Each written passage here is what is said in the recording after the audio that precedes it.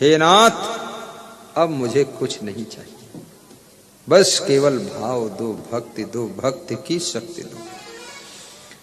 जिस समय विवेकानंद परमहंस रामकृष्ण गुरु की शरण में गए, रामकृष्ण ने कहा काली देवी से कुछ मांग लो। अंदर मंदिर के सामने मांगने के लिए बैठे, ध्यान लगाकर देवी ने कहा मांगो, क्या चाहिए? तो विवेकानंद कहते हैं, हे देवी, ज्ञान दो, भक्ति दो, सहन शक्ति दो, वैराग्य दो, ब्रह्मचर्य दो, मेरा मोक्ष कर दो। विवेकानंद जब मंदिर से बाहर निकल कर आए, रामकृष्ण गुरु ने पूछा क्या मांगा?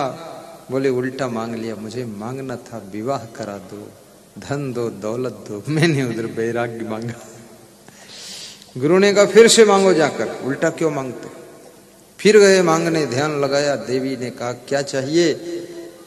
बोले देवी ज्ञान दो, भक्ति दो, तप दो, वैराग्य दो, ब्रह्मचर्य दो, शांति दो, और कुछ नहीं चाहिए। एवं मस्त देवी ने कहा। रामकृष्ण परमहंस ने पूछा आप क्या मांगा? बोले फिर उल्टा मांग लिया। रामकृष्ण परमहंस ने कहा तेरे भाग्य में ही ज्ञान और वैराग्य लिखा हुआ है। ज्ञान धन है, वैराग्य धन है, सद्गुण धन है, सदाचार धन है। जो धन से नहीं मिलता है वो ज्ञान रूपी धन से मिल जाता है। धन से शांति नहीं मिलती है, लेकिन ज्ञान से शांति मिल जाती है। करहु विचारे जो सब दुख जाई, करहु विचारे जो सब दुख जाई, परिहरि झूठा केरे सगाई, परिहरि झूठा केरे सगाई। कबीर साहब की चौपाई है। कबीर साहब कहते हैं करो विचार जो सब दुख जाए। यदि आपके पास में विचार करने की कला है तो आपकी जिंदगी के कांटे भी फूल बन जाएंगे, पीड़ा बीड़ा बन जाएगी। खाली विचार करना आ जाए आप। जीवन एक बीड़ा है, बजाने की कला आ जाए तो जीवन में संगीत पैदा होता है, और जीवन की बीड़ा को बजाने की कला ना आ जाए तो जीवन एक पीड़ा हो जाता है। सुना जाता है किसी गांव में एक बुजुर्ग आदमी रहता था। ध्यान से समझना, इसी कहानी के बाद विराम होने वाला है। आपको मालूम नहीं है, सत्संग करते करते 1 घंटा हो चुका है। और बुजुर्ग जब बीड़ा बजाता था, उसके बीड़े की आवाज जहां तक जाती थी, लोग अपना अपना काम बंद करके दौड़ करके आ जाते थे बीड़ा सुनने के लिए। पड़ोसी सब काम छोड़ देते थे कि दादाजी बीड़ा बजा रहे हैं, चलो सुनो चल करके। कुछ लोगों में ऐसी विशेष कलाएं होती हैं कि लोग अपना काम बंद कर देते हैं। बड़ा विचित्र है।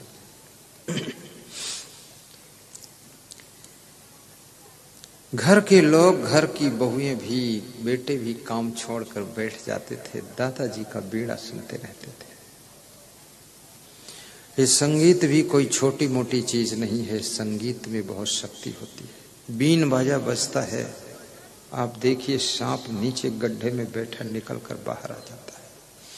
इतना जहरीला सांप, विषैला सांप, वो भी बीन बाजा को सुन करके झूमने लग जाता है। तो ये मनुष्य तो इतना जहरीला भी नहीं है, विषैला भी नहीं है। ये तो जब बाजा बजता है तो ये भी झूमने लग जाता है। और बाजा भी तरह तरह के होते हैं। युद्ध मैदान का जो बाजा बजता है, जुझारू बाजा, तो लड़ने के लिए योद्धा तैयार हो जाते हैं। रोने वाला बाजा बजता है तो रोने का मन होने लग जाता है। नाचने वाला बाजा बजता है तो हर व्यक्ति थोड़ा थोड़ा कमर हिलाने लगता है, फुदकने लग जाता है। और बाजा बजाने वालों को भी पता है किस तरह से बजाऊंगा तो किस तरह से लोग नाचेंगे, उस तरह से लोग ठुमका मारते हैं। झुम झुमका गिरा रे, भरगांव क्या नाम है, भर, ये प्रखंड कौन है पास में है, भरगमा। तो झुम झुमका गिरा रे भरगमा की बाजार में। बहुत आनंद लोगों को आ जाता है। मध्य प्रदेश में मेरा सत्संग चल रहा था, 2 विधायक आए और बाजा बजाने वाला ऐसा बाजा बजाया कि एक विधायक बहुत नाचा तो उसकी कमर उखड़ गई नाचते नाचते। रात में ही अस्पताल पहुंचा, बोतल वोतल चढ़े थे। सवेरे मैंने पूछा क्या हुआ विधायक जी, बोले डांस ऐसा किया सब कमर हिल गई। मैंने कहा विधायक और के क्यों नाचे, अरे बोले भाड़ में जाने दो, विधायक को मजा आ गया, नाच दिया। नाचना बहुत बड़ी बात है।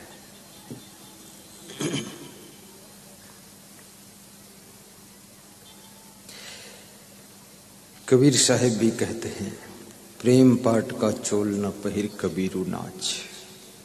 तो कौन सी कहानी सुनाने जा रहा था आपको मैं, याद दिला सकते कोई? अभी एक कहानी शुरू कर रहा था ना, बीड़ा बजाने वाली बात है। बुजुर्ग दादाजी बीड़ा बजा रहे हैं। वक्त सबका एक दिन पूरा हो जाता है। दादाजी थोड़ा बीमार हुए और उसी दिन मर गए। जब दादाजी की मृत्यु हो गई, बीड़ा बजाने वाला कोई नहीं बचा। बीड़ा नीचे अलमारी में रखा हुआ था। घर के छोटे छोटे बच्चे बीड़ा के तार छेड़ते थे। बीड़ा बजाते थे तो बीड़ा से शोरगुल निकलता था, संगीत नहीं निकलता था। घर के लोग हैरान हो गए, बच्चे बार बार उस बीड़ा को छेड़ते थे, डिस्टर्ब बहुत होता। घर के लोगों ने बीड़ा से तंग आकर के उस बीड़ा को उठाकर ऊपर टांड पे रख दिया। रात में उस कमरे में सोए थे और बिल्ली टांड पर चूहा पकड़ने के लिए दौड़ी तो बीड़ा पे उसकी टांगे लड़ी तो तार झनका और बीड़ा बजा और बीड़ा नीचे गिर गया। जिसके ऊपर गिरा उसके सिर में चोट भी लगी और बीड़े की आवाज से सबकी नींद भी टूट गई। सबने कहा जब तक दादाजी थे तब तक तो बीड़ा बीड़ा था, लेकिन दादाजी नहीं रह गए, बीड़ा क्या है, सिर की पीड़ा हो गया, झंझट हो गया। सवेरे उठ करके उस बीड़ा को उठाकर सामने घूरा था, कचड़े का ढेर था, उस पर फेंक दिया। बकवास खत्म करो ये। और सोचा कि छुट्टी मिल गई। महीनों बीड़ा घोड़े के ढेर पर पड़ा रहा, कूड़े के ढेर पर। जिस बीड़े को कपड़े से झाड़ कर पोंछ कर गोद में रख करके तारों को छेड़ कर संगीत पैदा होता था, आज उस बीड़ा को बजाने वाला नहीं रह गया, तो बीड़ा को कूड़े के ढेर पर फेंक दिया गया। याद रखना, जिस सामान का प्रयोग नहीं होता वो सामान कूड़ेदान में फिर चला जाता है, और जिस सामान को प्रयोग करने वाला नहीं रह जाता है वो भी सामान व्यर्थ हो जाता है, और जिस आदमी का कोई यूज नहीं रह जाता है वो आदमी भी व्यर्थ हो जाता है। इसलिए आदमी को सदैव अपने को योग्य बनाकर रखना चाहिए ताकि तुम्हारा सदैव प्रयोग होता रहे, अन्यथा तुम कूड़े के ढेर पर फेंक दिए जाओगे। कितने बूढ़े हो जाओ लेकिन फिर भी कुछ न कुछ काम करो, अन्यथा कूड़े के ढेर पर जाओगे। इसलिए बूढ़ी सासू को भी कुछ नहीं तो बैठे बैठे झाड़ू लगाना चाहिए, और सभी सासुएं बैठे बैठे झाड़ू लगाती रहो, तब तो गनीमत है। नहीं तो झाड़ू का कूड़ा जहां फेंका जाता है ना, वहीं फेंक दी जाओगे। बचो, कुछ काम करो, कुछ काम करो। और जो सासू बहुत बुद्धिमान है, वह सुबह सुबह की चाय सासू बनाती है और बहू को पिलाती है। तो बहू चाय के लालच में कहती है, सासू युग युग जियो, जिस दिन मैं मरूं उसी दिन मरो, चाय पिला कर मरो। कुछ ऐसे काम करो जिससे कि तुम्हारे सास ससुर, तुम्हारी बहू, तुम्हारा गुरु, तुम्हारा चेला तुम्हारी कीमत को समझते रहे। संसार में कीमती भी बनो। जिस व्यक्ति की कोई कीमत नहीं है उसको कोई रखना भी नहीं चाहता है। इसलिए अपनी कीमत को बढ़ाइए, अपना प्राइस बढ़ाइए। थोड़ा खंबे पकड़ लेना, हवा आ रही है। खंबे खंबे, वायु देवता, ये खंबा है ना लोहा, पकड़ लो इसको। हनुमान जी आ रहे हैं ना, पकड़े रहना, थोड़ा उठने ना पाए। आपको भी कुछ काम बता देता हूं। नर हो न निराश करो मन को, कुछ काम करो, कुछ काम करो। हमारा गुरु 99 साल की उम्र में है, वो अभी भी सबको दर्शन देते हैं, प्रवचन सुनाते हैं, आश्रम पे आशीर्वाद देते हैं और सबका ख्याल रखते हैं। तो हम लोग ये सोचते हैं 10 साल और जियो गुरुदेव, ताकि मैं फ्री रहूं और मैं सब जगह जाकर प्रवचन करूं। तुम शरीर छोड़ दोगे तो वो सीट कौन लेगा फिर? इसलिए बूढ़े हो जाओ कितने बूढ़े, लेकिन ऐसा काम करो जिससे कि तुम्हारे घर के जवान भी तुम्हारी आयु बड़ी हो, ऐसा तुम्हारे लिए शुभकामना करते रहे। और जियो और जियो। ऐसे शिष्य बनो जिससे तुम्हारा गुरु खुश हो जाए। आज मैंने एक शिष्य को बुलाया, वो अपने आप भी आता है, 2 बार मिल जाता कभी कभी, जो इस पूरे सिस्टम को संभाल रहा है, इसका नेतृत्व करता है, ये पंडाल का, नौकरों का, सारी व्यवस्था का, गाड़ियों का। ऐसे तो हमारे समस्त संत सब मिलजुल कर काम करते हैं, लेकिन उसको मैंने कहा, और वो आगे प्रोग्राम भी चेक करता है और बहुत कुछ उसके पास ड्यूटी रहती है।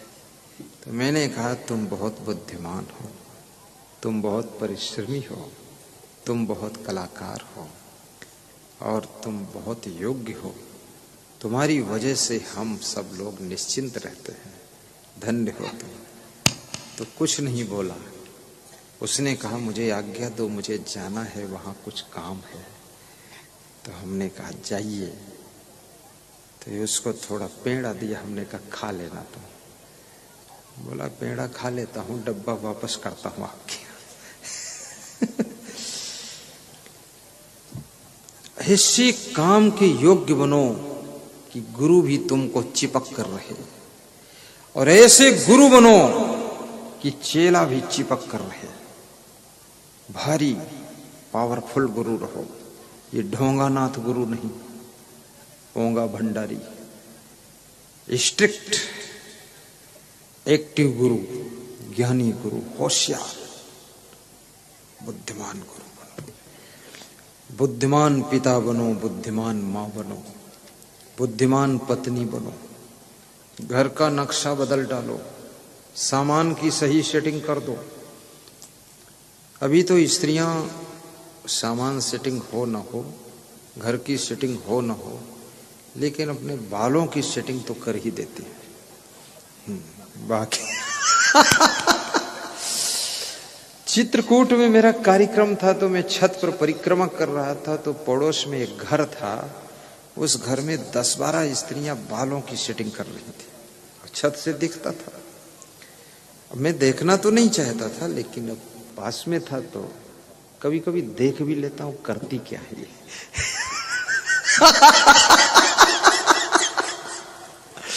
तो देखा, तो उन्होंने मेरी ओर देखा, तो सब आपस में बोली गुरुजी देख रहे हैं। वो भी थोड़ा संकोच कर गई। फिर मैं उधर नहीं झांका, फिर दूसरे साइड चला गया। लेकिन मैं देख रहा था, वो 5, 6, 7, 10, 12 स्त्री एक दूसरी की खोपड़ी में जुटी हुई थी, और बाल को ऐंठ ऐंठ के मोड़ मोड़ कर, और इधर लटकाना उधर लटकाना, थोड़ा काट देना, फिर शीशा दिखाना, अब सेट हुआ, फिट हुआ, कट हुआ, कुछ डाउट हुआ कि कोई आउट हुआ, क्या हुआ? क्या हुआ है मेरी बुआ? अब तो मैंने सोचा अरे ये 1.5 घंटे से वो भिड़ी रही खोपड़ी में, और घर में सब कूड़ा पड़ा है, इधर उधर खटिया पड़ी है, उधर तपेला लुढ़क रहा है, कोई उठाने वाला नहीं है। लेकिन खोपड़ी बाल सेट कर दिया और सब सेट करके फिर सत्संग में आ गए। तो हमने कहा ये तो वही लोग हैं जो 1.5 घंटे से भिड़े थे।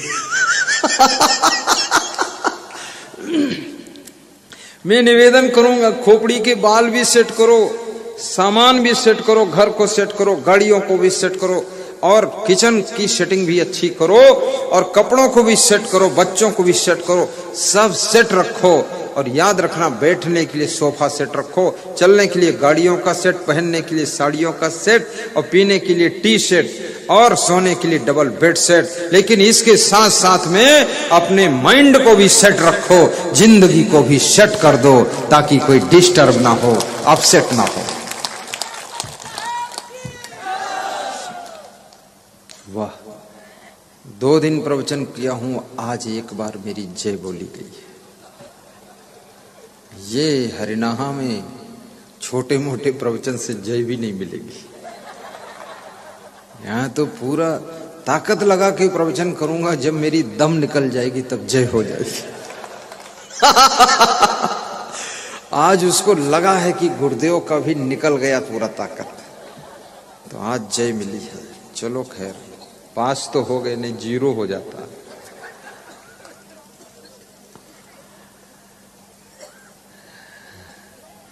बहुत रात बीती, चलो अब सुला दूं, पवन छेड़ सरगम भजन में सुना दूं। गाऊं? बहुत रात बीती, चलो अब सुला दूं, पवन छेड़ सरगम भजन में सुना दूं। पवन छेड़ सरगम भजन में सुना दूं, तुम ही मेरे नैना, तुम ही मेरे बैना, तुम ही मेरी रसना, तुम ही मेरे श्रोना। तुम्हें देख कर के एक ख्याल आ रहा है, कि जैसे फरिश्ता दर्श दे रहा। दोहराओ, तुम भी दोहराओ, आनंद आ जाए। तुम्हें देख कर के एक ख्याल आ रहा है, कि जैसे फरिश्ता दर्श दे रहा है। कोई मेरी आँखों को देखे तो समझे, कि तुम मेरे क्या हो, कि तुम मेरे क्या हो। कोई मेरी आँखों को देखे तो समझे, कि तुम मेरे क्या हो, कि तुम मेरे क्या हो। वो बीड़ा घोड़े पर पड़ा हुआ है, गांव के लोग सब परेशान हो गए थे। आखिर एक दिन एक फकीर भिक्षा मांगने के लिए आया, और उसकी नजर घूरे के ढेर पर पड़े हुए बीड़े पर गई, और उसने बीड़ा उठाया, रुमाल से झाड़ा, तार को सेट किया, टाइट किया, और पीपल के पेड़ के नीचे चबूतरे पर बैठ करके बीड़ा के तार छेड़ा, और बीड़ा से ऐसा संगीत पैदा हुआ कि गांव वालों को लगा कि दादाजी फिर से जीवित होकर आ गए, बीड़ा बजा रहे। सब गांव के लोग अपना अपना काम छोड़कर, घर के लोग काम छोड़कर, बेटे बहू सब इकट्ठे हो गए, बैठ गए, बीड़ा सुनने लगे, और बोले, अरे बाबा आप बीड़ा इतना अच्छा बजाते हो, मेरे दादाजी बीड़ा बजाते थे, आप भी वैसा ही बजाते हो, मुझे नहीं पता था इस बीड़ा में इतना अच्छा संगीत अभी भी है। मैं तो इस बीड़ा से तंग आकर के फेंक दिया था इसको। तो उस फकीर ने कहा कि वीणा के अंदर संगीत नहीं होता है। संगीत तो मनुष्य के हृदय के अंदर होता है और अंगुलियों के माध्यम से तारों को छेड़ करके वीणा के माध्यम से संगीत निकलता है, लेकिन संगीत मनुष्य के हृदय में होता है। आपके हृदय में भी संगीत है। आप सभी का जीवन मंगलमय हो, ऐसी शुभकामना करता हूं। और बड़ा